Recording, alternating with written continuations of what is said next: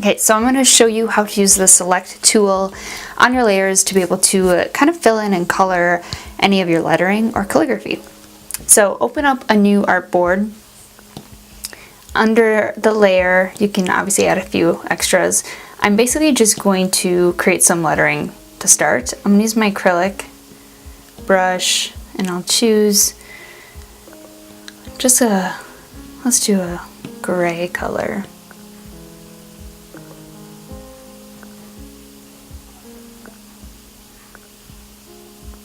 So now that we have that, what we will do is actually go to the layer, go to select. So by doing this, you are actually going to be covering up or coloring in the layer and nothing else. So and no other layers will be affected by it. So if you go to colors, I'm just going to grab this pink one.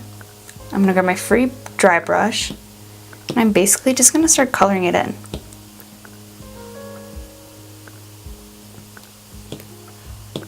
So as you can see, it's literally not going to go outside of the lines, which is really neat and it's super easy to use, and just kind of have fun with it. I'm going to switch up the color.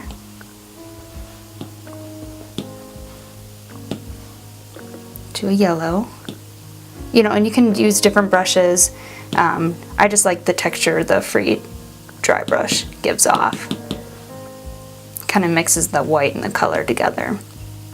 And then I'm going to grab one other color just to kind of blend in together. Alright. So I like using a dark color underneath just so when it's under the select, you can kind of see better where you're coloring. Alright, so when you're done, just tap. Oops. Tap that up there. And there you go.